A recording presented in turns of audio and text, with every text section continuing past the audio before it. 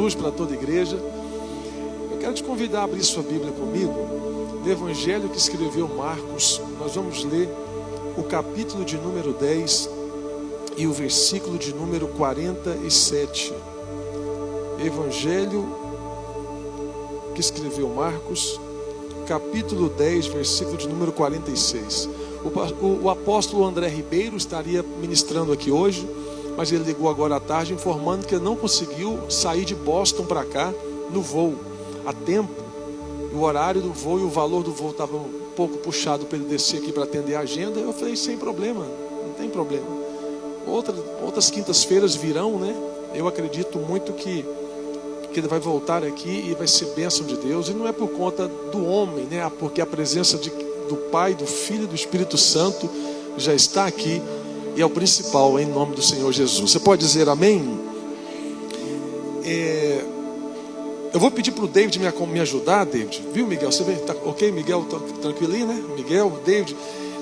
Provavelmente, David, nós vamos discorrer aqui o capítulo 10, do versículo 46 até o versículo 52. Então, para a igreja acompanhar essa palavra, aí você vem me ajudando. 46, diz assim a Bíblia: chegaram, pois, a Jericó, quando Jesus e seus discípulos e mais uma grande multidão estavam deixando a cidade. O filho de Timeu, chamado Bartimeu, que era cego, estava sentado à beira do caminho pedindo esmola. E assim que ouviu que era Jesus de Nazaré, começou a gritar: Jesus, filho de Davi, tem misericórdia de mim. Muitos o advertiam severamente para que se calasse. Contudo, ele gritava ainda mais: Filho de Davi, tem compaixão de mim. Foi então que Jesus parou e pediu: chamai-o. E assim foram chamar o cego. Chamaram o cego: ânimo homem, levanta-te, ele te chama. Jogando sua capa para o lado, deu só salto, colocou-se em pé e foi ao encontro de Jesus. Fecha teus olhos, sentado mesmo como você está. Te damos graças, Senhor, mais uma vez por essa noite, por essa palavra. Pedimos que o Senhor venha abrir o nosso entendimento, o nosso raciocínio, faculdade mental, o entendimento bíblico, teológico e humano, e que o Senhor continue nos direcionando, guardando, guiando, protegendo de todo mal. Abra o nosso entendimento para entender e receber essa palavra em nome de Jesus. Amém. Tem um homem que é cego. Ele é mendigo e cego. Ele tem dois problemas: um problema físico e um problema social. O problema físico, que ele é afetado da cegueira, e o problema social, que ele está vivendo mendigando as ruas dentro de Jericó. Essa Jericó que ele está mendigando dentro é a mesma Jericó lá do livro do Josué. Você tem que entender, a gente tem que entender essa introdução para você entender lá no final da mensagem. É a mesma Jericó do livro de Josué,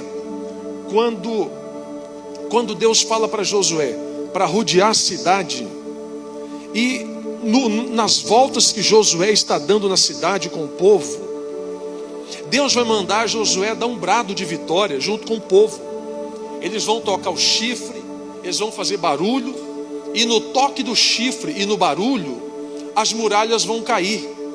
Haja vista, biblicamente falando, a título de curiosidade, muitas vezes a gente vai ouvir pessoas dizendo que deram 7 voltas em volta de Jericó. E na verdade não foram 7 voltas, foram 13 voltas. Então eles vão dar as 13 voltas em volta de Jericó. E na última volta, quando eles tocam o chofar e eles fazem barulho, as muralhas caem ao chão. Quando as muralhas caem no chão, essa de Jericó, Josué sobe em cima dela e Josué vai amaldiçoar Jericó.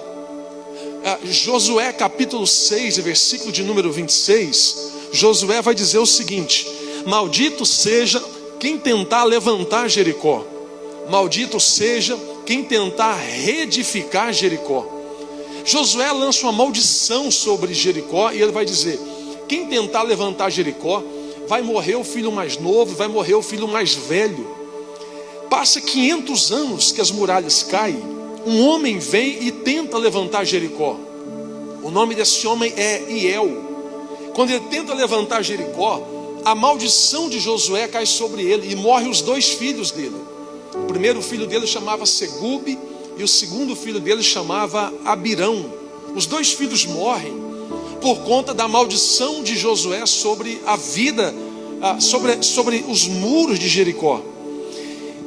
As muralhas caem, a maldição é lançada, os meninos morrem. Agora, essa Jericó, lá do Antigo Testamento, do livro de Josué, ela não é a mesma Jericó. Essa Jericó de Josué já é uma Jericó diferente lá do Novo Testamento. É uma Jericó reconstruída por Herodes lá no Novo Testamento. É uma Jericó que já foi tudo alterado, a cidade foi mexida, os muros foram mexidos. A Jericó de Marcos que nós lemos aqui é uma Jericó que já tem um império que está tomando conta, e o império é romano. Mas já passou muitos anos. Essa Jericó de Marcos que você leu comigo é uma cidade que está amaldiçoada. Agora você vai começar a entender algumas coisas na sua casa. Vamos tentar entender aqui, lá na sua família. Pastor, quebra de maldição. Vamos tentar entender a história. Essa cidade de Jericó aqui, ela está amaldiçoada por Josué lá no Antigo Testamento. E para tirar a maldição dessa cidade, só um profeta maior que Josué poderia tirar a maldição de Jericó. Você pode olhar na Bíblia depois com calma. Você não vai de Josué até Jericó, não tem nenhum profeta que ousou colocar uma profecia ou tirar a maldição da cidade em cima da palavra de Josué. Ninguém tentou.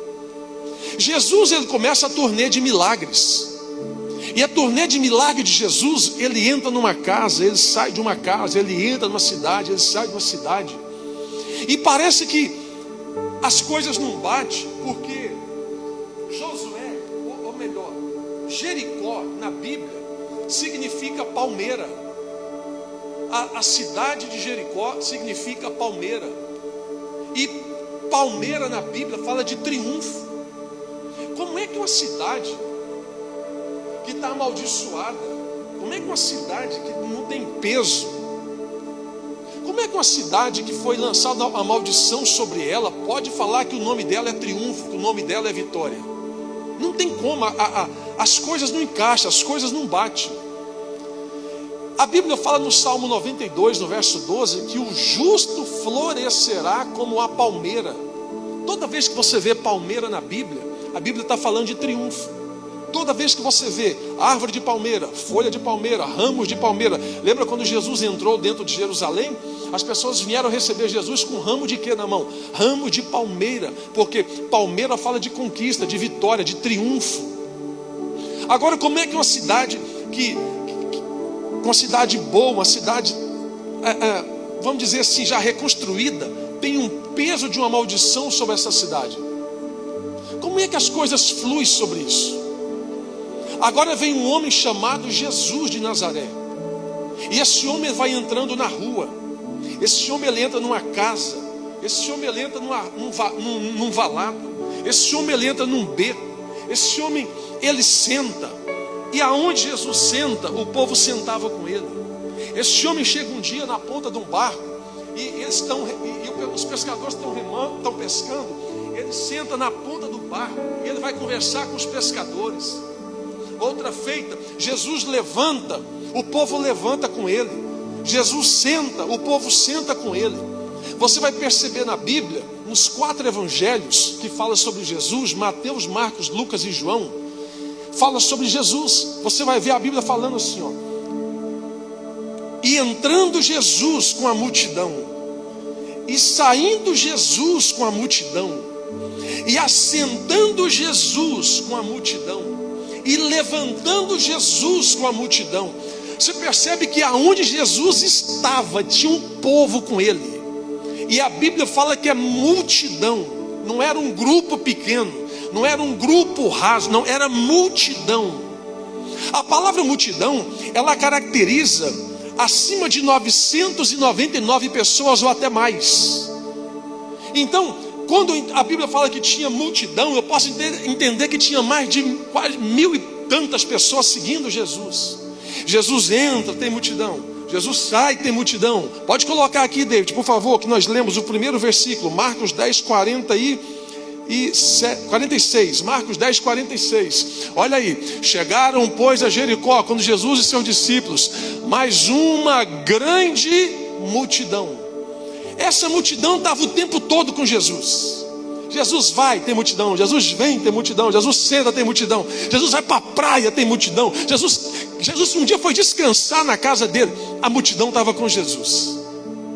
Jesus está entrando dentro de uma cidade. Ele não está entrando ainda, ele está chegando. E chegando, pois, em Jericó. Eu imagino Jesus virando com a multidão. E alguém fala: Jesus, ali é Jericó. Jericó está amaldiçoada por Josué. Quando Josué derrubou as muralhas, ele lançou a profecia, uma maldição. Tem maldição sobre Jericó. Eu imagino Jesus olhando para dentro de Jericó e está dizendo: se Josué lançou a maldição sobre a cidade, hoje nós vamos entrar nessa cidade para quebrar essa maldição e começar a fazer milagre dentro dessa cidade. Pastor, o que isso tem a ver comigo? Tudo com você. Quem sabe você veio essa noite aqui, o Espírito Santo está falando no teu coração. Talvez você veio do Brasil para cá, e antes de chegar aqui, alguém falou: não vai virar nada nos Estados Unidos, vai dar ruim na América, vai acabar com o casamento, vai acabar na bebida, essa família vai ser destruída, vai arrebentar com tudo. As palavras de maldição que foram lançadas têm data de vencimento até Jesus chegar no ambiente. Eu quero que você levante a sua mão, que eu vou liberar a primeira palavra para você nessa noite.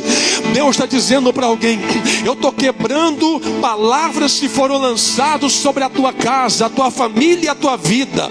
Hoje, glória, hoje eu estou entrando com provisão e providência. A palavra para alguém nesta noite é provisão e providência. Hoje vai sair o que não presta, vai ficar quem presta. Hoje vai sair palavra de peso, vai ficar a palavra de vida. Oh glória, não sei se é para todo mundo, mas alguém tem que ouvir. Deus está dizendo para você: prepara esse ano de 2026, porque aonde foi choro vai ter alegria, aonde foi tristeza vai ter alegria, aonde foi porta fechada vai ter porta aberta.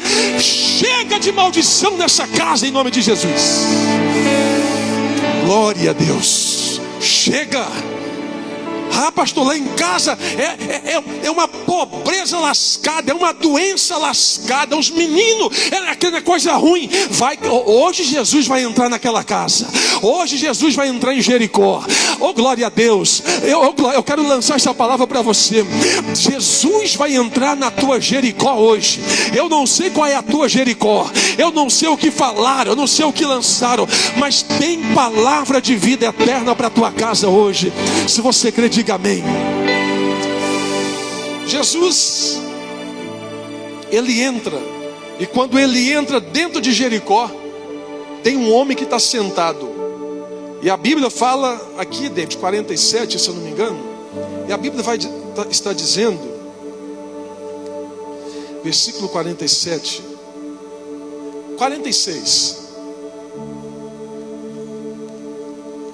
E chegaram, pois, a Jericó com Jesus e seus discípulos, mas uma grande multidão, grave essa palavra, estava deixando filho de Timeu, chamado Bartimeu, que era cego, problema físico, estava sentado à beira do caminho pedindo esmolas, problema social. 2 problemas esse homem tem. 47.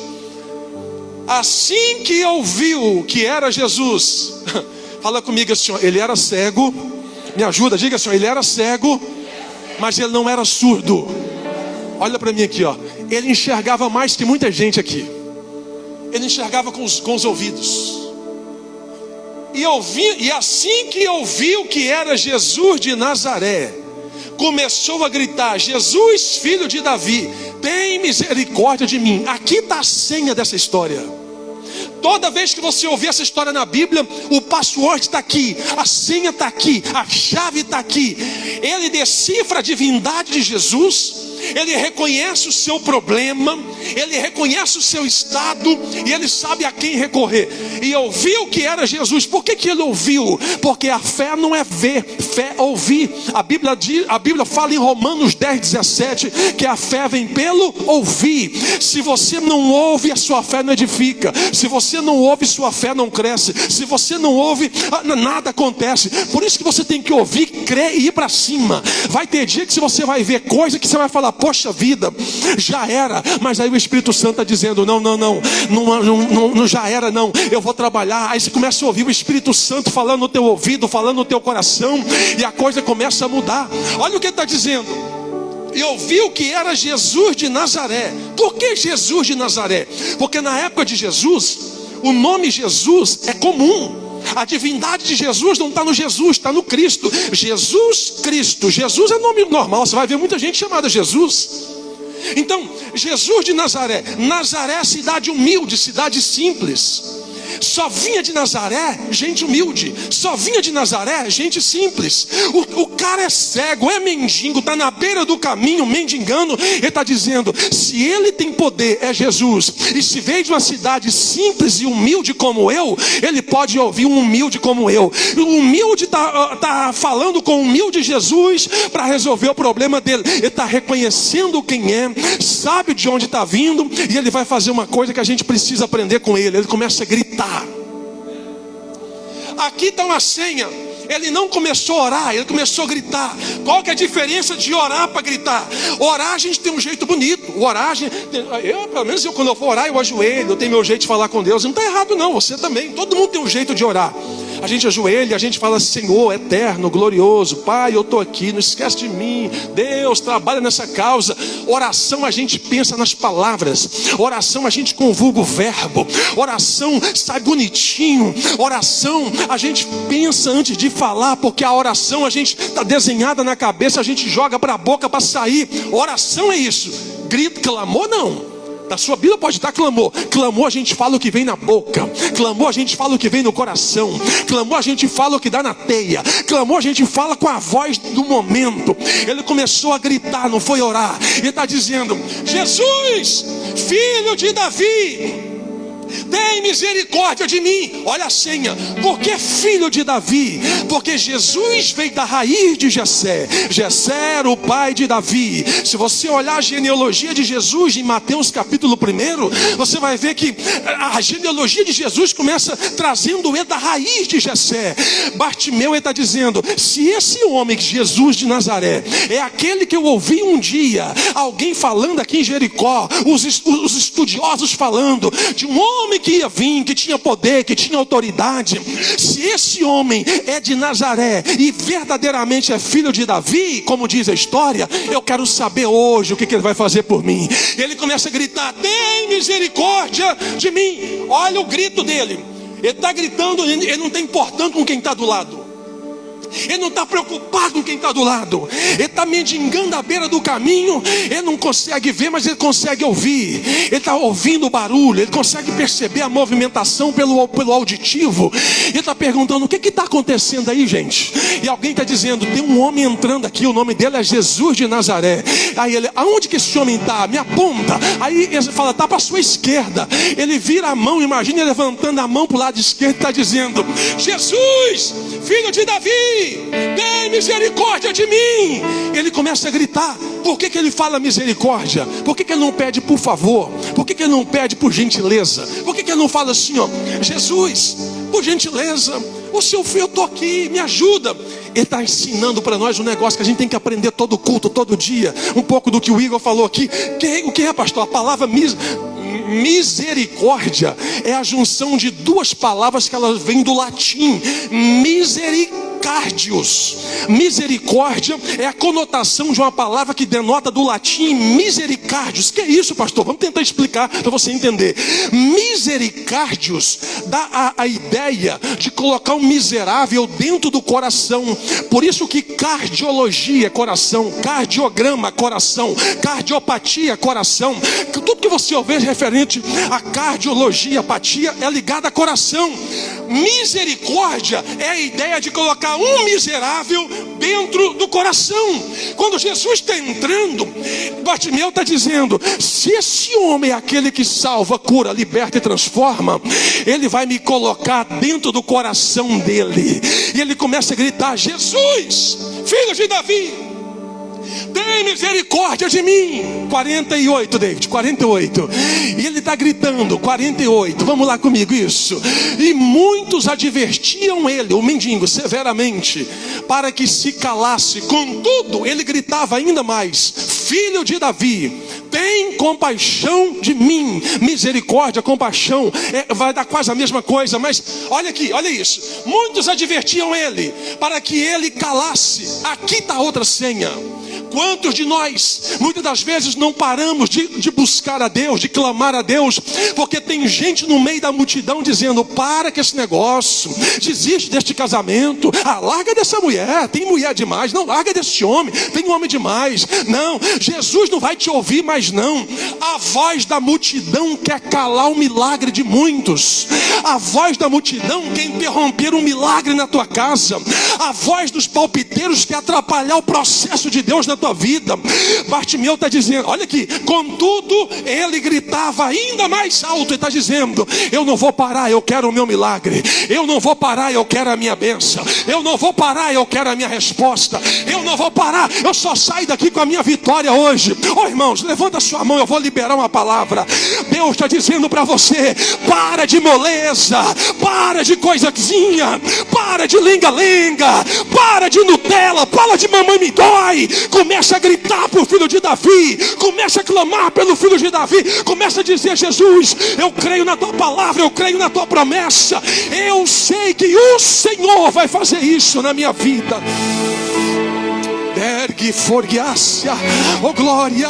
Dá um toque em quem está do seu lado e diga para ela assim, ó: não pare de clamar. Diga para ela, não pare de clamar.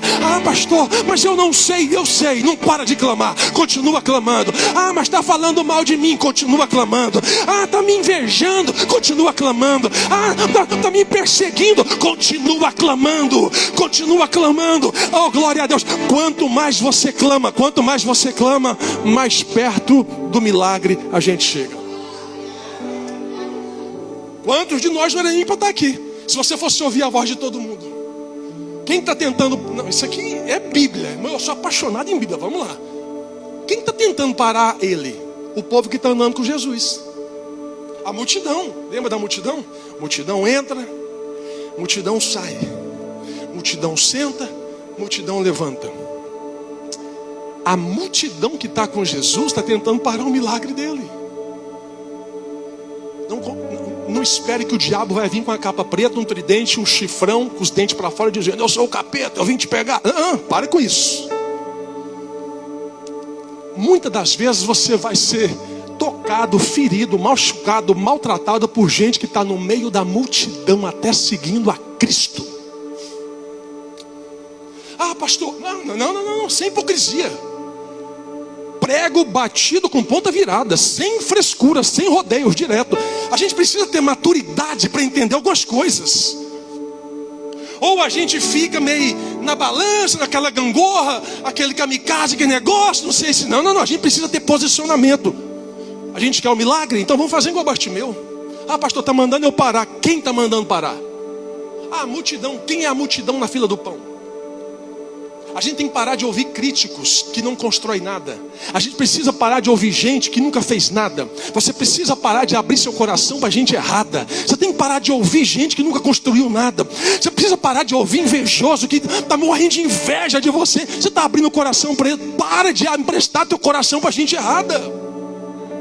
entra em relacionamento errado, entra em namoro errado, entra em casamento errado, entra em conselho errado, entra em sociedade errada. Bartimeu está dizendo: antes de qualquer coisa, eu preciso da bênção de Jesus.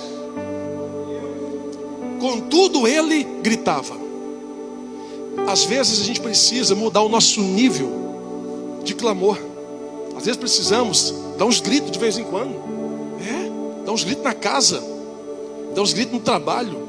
Não é cuidado no trabalho você não vai ser mandado embora. Mas na sua casa. Que isso, pastor? Como é que eu vou dar um grito na minha casa? É chegar com altivez lá, não altivez que a Bíblia condena, mas altivez no sentido contra os espíritos malignos, contra a situação que está acontecendo lá. Fala: acabou esse negócio aqui. Ah, não, o povo está bebendo. Meu pai bebeu, minha mãe bebeu, meu tio bebeu, meu avô bebeu. Sabe que eu vou beber também? Corta esse negócio. Pronto, aqui, ó.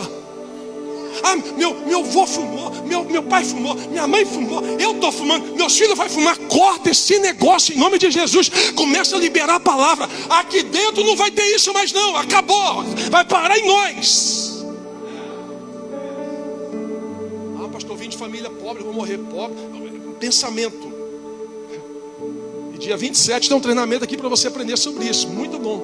Mudança de mente. Romanos 12:2. Transforma, metanoia, metamorfose. Então, mais ele gritava: 49. Filho de Davi. Olha aqui. Meu Deus. Meu Jesus. Foi então que Jesus parou. O clamor dele, o grito dele fez Jesus parar a multidão. E pediu: chamai-o. E assim foram chamar o cego e disseram para ele: tem ânimo, homem, levanta, ele te chama. Eu vou tomar água para você refletir. Eu quero que você leia esse versículo. Eu vou te falar uma chave que está aqui guardada, bíblica, para a sua vida. Por que Jesus não foi nele? Por que Jesus não foi lá? Ele está lá. Jesus poderia ter ido e falar: e aí, tudo bem? Sou Jesus? Tem milagre para sua casa, pega aqui. Pá, Jesus fez isso? Não. Olha a senha. Jesus parou e pediu: chama ele. Quando chegou nele, ele está desanimado, porque a palavra ânimo só cabe para quem está desanimado. Ânimo, homem. Ele está prostrado, porque a palavra levanta só cabe para quem está deitado ou prostrado. Ele te chama. Ele quem? Jesus. Então olha o estado desse homem. Ele está desanimado, prostrado. A única esperança que ele tem é Jesus. Jesus não foi nele. Quantas das vezes você ora e Deus não te responde?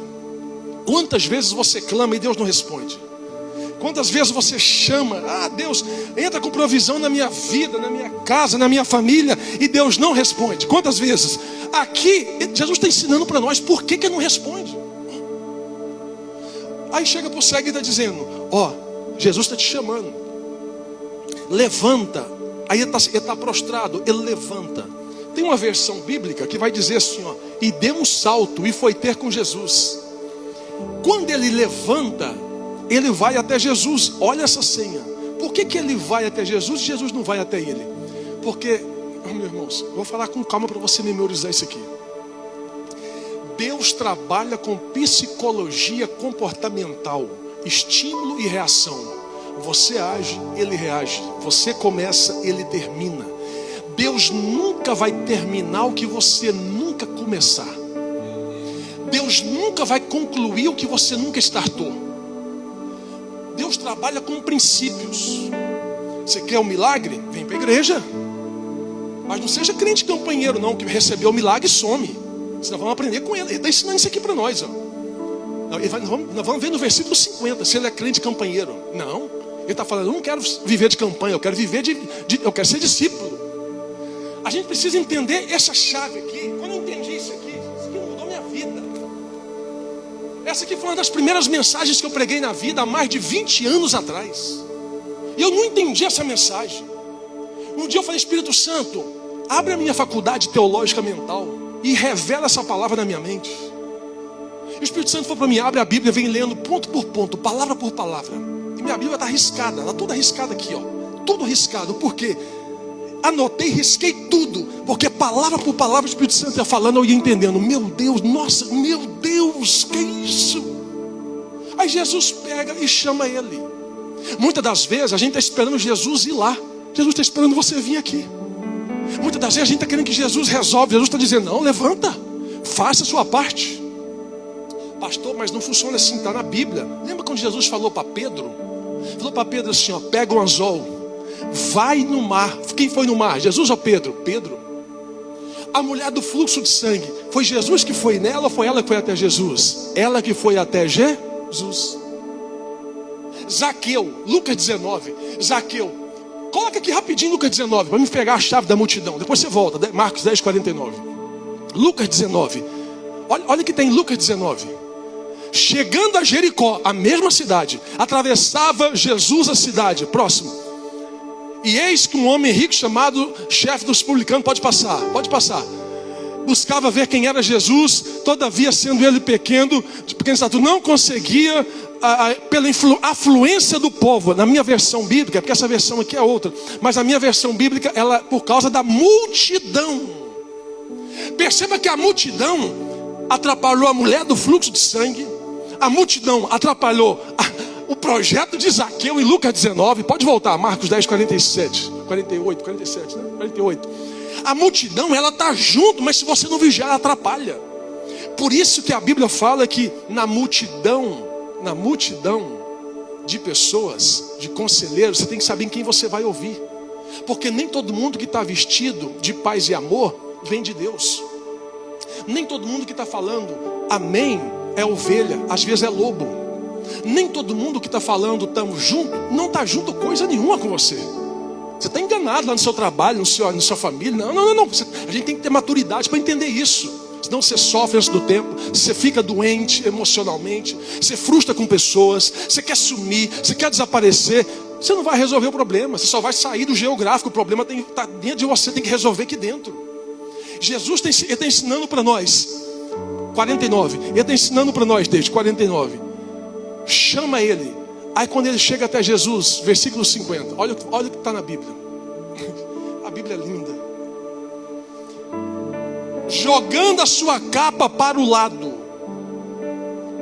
deu só um salto. Olha aqui o salto que eu falei. Colocou-se em pé e foi ter um encontro de Jesus. Por que capa? Porque ele está sentado mendigando à beira da estrada.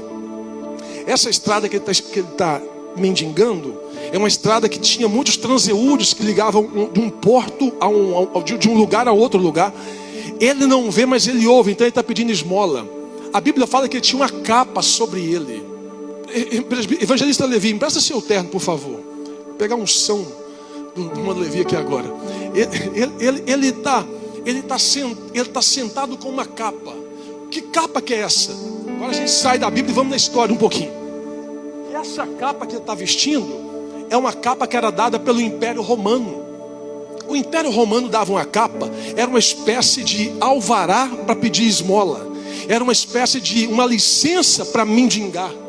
Era uma espécie de autorização do Império Romano para ficar sentado ou mendigando ali, porque não podia. Pode olhar, tem um historiador chamado Heródoto. Começa a ler as histórias de Heródoto no Novo Testamento, você vai ver que coisa rica, linda.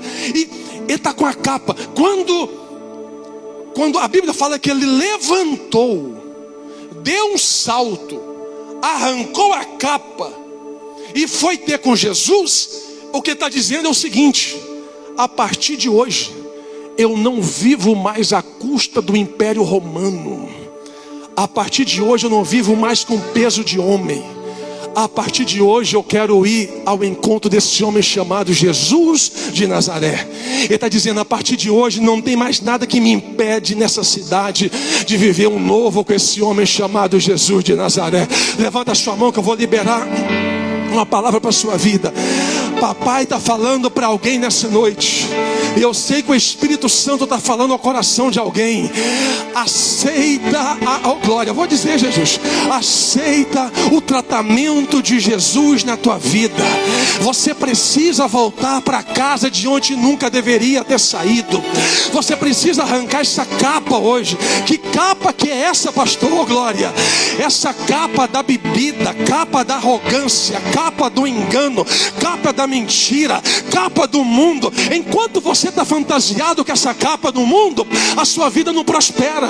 Enquanto você está com essa capa do mundo, as coisas não fluem. Enquanto você não tirar essa capa, as coisas não vão abrir. Papai está dizendo para você, hoje é quinta de tirar a capa. É quinta para você olhar para dentro de você e falar: eu não preciso dessa capa, eu não preciso desses amiguinhos meia boca, eu não preciso dessa turminha que só me leva para essas tranqueiras. Eu preciso da presença de Jesus. Eu preciso da presença de Jesus. Você pode dizer glória a Deus, amém, aleluia. Da presença de Jesus. Olha a capa. Ah, pastor, eu estou na igreja, mas o senhor sabe, né? Aquele grupo de amigos meu lá, eu não posso sair deles. Vai ficar com essa capa até quando? Pastor, eu estou indo na igreja, mas o senhor sabe, eu não posso sair agora. Por que eles vão falar de mim se eu sair? Vai ficar carregando essa capa até quando? Decisões decidem destino. Memoriza. DDD. Decisões decidem destino. Ou você decide levantar, aproveitar que o ano está começando e escreve um novo tempo com Deus, ou então você para de reclamar para Deus. Jesus está falando para você: eu preciso de uma posição sua. Eu preciso que você levanta, tenha ânimo. Ah, pastor, mas eu não consigo. Não, mas consegue. A igreja está aqui para isso. Nós estamos aqui, pastor, para isso. Ah, pastor, mas me machucaram. Bem-vindo ao hospital. Ah, pastor, mas eu estou com fome. Opa, padaria, pão quentinho, palavra da vida está aqui. Pastor, mas eu estou com sede. Bem-vindo à fonte da água da vida, Jesus Cristo. Tudo que você quer tem aqui. Então, a mesa está aqui, a comida está aqui. Come quem quer. A gente precisa posicionar algumas vezes na vida. Senão a gente fica enganando Deus, que ninguém engana Deus. A gente fica fingindo para Deus que a gente está, e pensando que está, a gente não está. E Deus está pensando que Deus está acreditando naquilo. Deus está olhando para nós e está dizendo: ah, você pensa que eu acredito nisso? Eu te conheço, mas eu quero um posicionamento seu. Não adianta você ficar no domingo chorando para Deus, na quinta chorando para Deus, se na sexta-feira você cai na margaça de novo. Posicionamento. Jesus está dando uma aula para nós aqui com Bartimeu, tremenda. Levantou, deu um salto e foi ter com Jesus. Próximo, eu acho que é o último, 51. Olha aqui, não, meu Deus. Indagou-lhe Jesus. Jesus perguntou para o cego: o que queres que eu te faça? Olha que pergunta, não, desculpa o termo. Que pergunta sem lógica. Pastor, por que você está falando isso? Vamos tentar entender Bíblia. O Salmos 139, a Bíblia fala que antes de você vir ao mundo, Deus já te conhecia. Sim, claro. Quando você era uma forma informe, Deus já te conhecia. Se Deus já te conhece, para que Deus vai chegar diante de Bartimeu e vai falar assim? Jesus vai chegar diante de Bartimeu e vai dizer: Bartimeu, o que você quer? Você acha que Jesus já não sabia? Claro que Jesus sabia. Mas por que Jesus perguntou para ele: o que queres que eu te faça? A Bíblia fala que o coração é enganoso. Às vezes nós estamos na presença de Jesus, mas a gente não quer que Ele resolva a nossa necessidade. A gente quer que Ele resolva outra coisa, menos a nossa necessidade. Qual que é a necessidade dele? Ver, Ele quer ver. Imagina se ele chega para Jesus e fala assim: Jesus, já que o senhor perguntou, pergunta aberta, resposta fechada. Então vou responder para o senhor. Eu quero um salário do Império Romano de tantos mil por mês. Para mim está de boa, vou viver tranquilo aqui. Jesus, ele não poderia ter pedido isso? Poderia. Por que ele não pediu? Por que Jesus está perguntando para ele? É essa pergunta que Jesus está fazendo para alguém aqui hoje.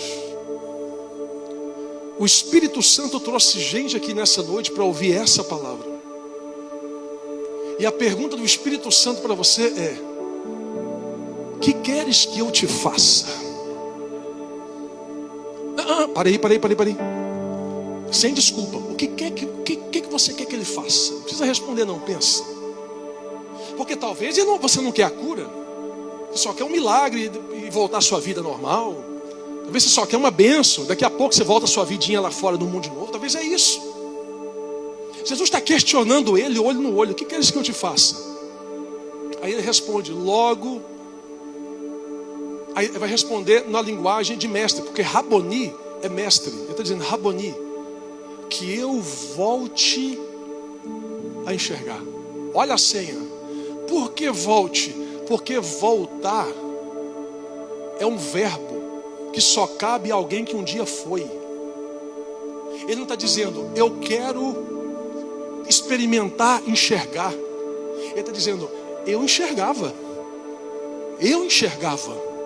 Quando ele está dizendo que eu volte, ele está dizendo: eu tinha uma vida de visão, eu enxergava. Hoje eu não enxergo mais, então eu quero voltar a ver. Eu quero voltar a ter alegria. Olha o Espírito Santo falando para você: o que você quer que eu te faça? Talvez a tua resposta é: eu quero voltar a ter alegria como eu tinha e eu não tenho mais. Eu quero voltar a ter paz como eu tinha e hoje eu não tenho mais. Olha o Espírito Santo perguntando para você isso aqui hoje: o que queres que eu te faça? Eu quero voltar a viver um novo tempo com Deus, como eu vivia lá no Brasil, como eu vivia aqui nos Estados Unidos, e hoje eu não vivo mais. 52. Agora olha o que vai acontecer. E Jesus lhe ordenou: vá em frente. A tua fé te... Pega a senha. Lembra do início que ele ouviu falar de Jesus? E a fé vem pelo quê? Ouvir. A fé vem pelo... Ele está querendo cura ou salvação? Cura. Ele está querendo cura ou salvação, gente? Cura. Por que Jesus falou salvou? Lembra da mulher do fluxo de sangue? Quando a mulher toca em Jesus, no Evangelho de Lucas, ela toca na orla do manto. Quando Jesus para a multidão, ela sai curada. Aí Jesus fala assim, ó: filha, a tua fé te salvou. Está na Bíblia, pode olhar depois. Ela foi buscar cura. E Jesus diz: cura que hoje é lambuja. Hoje você vai levar melhor do que cura, você vai levar salvação. Por que vai levar salvação? Aqui está a senha. Não adianta você vir para a igreja procurando cura se você não tem salvação. Não adianta Deus te dar carro novo se você não tem salvação. Não adianta Deus te dar green card se você não tem salvação. Não adianta Deus te dar dinheiro na conta se você não tem salvação. Não adianta Deus abrir a porta se você não tem salvação. Aqui está provando quem nós somos diante de Deus. Olha o que está acontecendo. E no mesmo instante o homem recuperou a visão. Ele voltou a ver. E agora olha a senha para fechar o milagre. E passou a seguir a Jesus pelo caminho. Vou te explicar isso aqui teologicamente. Essa passagem, toda vez que você lê Marcos na Bíblia, pode quiser arriscar, memorizar isso depois, a mensagem vai ficar gravada. Marcos capítulo 10, versículo 46. Essa passagem em Marcos é a única vez que Jesus já passou em Jericó. De Jericó, aqui de onde nós lemos, até Jerusalém, levaria 7 dias. Jesus está passando em Jericó e vai andar 7 dias até Jerusalém. Quando ele chega em Jerusalém, ele vai ser crucificado, morre e não volta mais em Jericó. Pastor, o que isso tem a ver comigo? É a única oportunidade que ele tem de mudar de vida agora. Jesus não vai voltar mais em Jericó. Ele está dizendo: Jesus vai passar aqui, não sei quando vai voltar, mas eu vou ficar com ele. Ele ficou em Jericó? Não, ele foi para onde? Foi seguindo Jesus, virou discípulo. E eu pergunto para você nessa noite: como você quer ser em 2026? Alguém no meio da multidão? Você quer ser um seguidor? Ou você quer ser um discípulo? Você quer ser mais um no meio da multidão que ouve tudo, tenta parar o milagre dos outros, está ali na política de Maria, vai com as outras, onde um vai, o outro vai atrás? Não, a gente não pode andar no meio da multidão. Ou você quer ser um discípulo? Quando Jesus perguntar para você, o que você quer que... Se hoje Jesus perguntar para você, o que você quer que eu na sua vida, o que você vai responder para Jesus? Não responde não, pensa aí. Se Jesus falasse para você hoje, duas coisas. Deus o livre e guarde. Jesus falasse assim: eu vou te levar daqui 7 dias. Vou tirar você da terra, vou te matar. Você tem 7 dias para aproveitar a sua vida. Você fazia o quê? Segunda pergunta. Se Jesus falasse assim, ó, eu vou atender a sua oração e vou te dar 5 milhões de dólares. O que você ia fazer? São 2 pontos diferentes. Um para gerar coisa na terra, o outro para tirar você da terra. Às vezes as orações que nós queremos, elas não correspondem com o propósito que nós oramos. Às vezes você está pedindo coisa para Deus que se Deus te der, você perde a salvação. Às vezes você está pedindo coisa para Deus que se Deus te abençoar do jeito que você quer, no estado que você está hoje, vou falar isso com temor e com tremor, talvez você não volta aqui nem para agradecer a Deus. Às vezes Deus não responde tudo que a pessoa quer, porque ela não tem preparo ainda em Deus. Aí por isso que você vai ver gente que fica patinando, enxugando gelo. Vai, trupica, levanta, mas está firme na fé. Dá uma trupicada, está firme na fé. É de glória em glória, Deus vai dando vitória para ele. Por que isso acontece? Até ele entender o que é vida com Deus, maturidade com Deus. Quem sabe essa noite, quinta-feira, não era nem para eu estar pregando aqui. O Espírito Santo trouxe você nessa casa de milagre e está dizendo para você: que queres que eu te faça? Qual é a capa que tem que tirar da sua vida hoje? Talvez você que está aqui dentro, tem gente que precisa recomeçar a sua vida hoje. Você tem que escrever um novo tempo, mas não é aquela historinha de... Não, é novo tempo. É coisa de adulto, coisa de macho, coisa de mulher, coisa de gente grande. Quem sabe essa noite que o Espírito Santo está dizendo para você: e aí, o que queres que eu te faça? Quem sabe essa noite que Deus quer responder uma oração sua. Mas Deus só pode responder se o propósito do céu está alinhado com o teu coração. E como que eu vou alinhar o coração, pastor? Eu quero orar com você, eu quero que o Espírito Santo fale ao teu coração. Quem sabe você veio essa noite e o Espírito Santo está dizendo: recomece, tire a capa, jogue essa capa para fora hoje. Escreve um novo tempo, uma nova história. Porque enquanto você ficar insistindo em levar o que não deve levar, você nunca vai mudar o que deve ser mudado. O que queres que eu te faça? Ele responde: eu quero ver. Fica de pé, fecha os teus olhos, eu quero orar com você. Oh Espírito de Deus, os planos que foram embora, fecha os teus olhos, eu quero orar com você. O sonho que se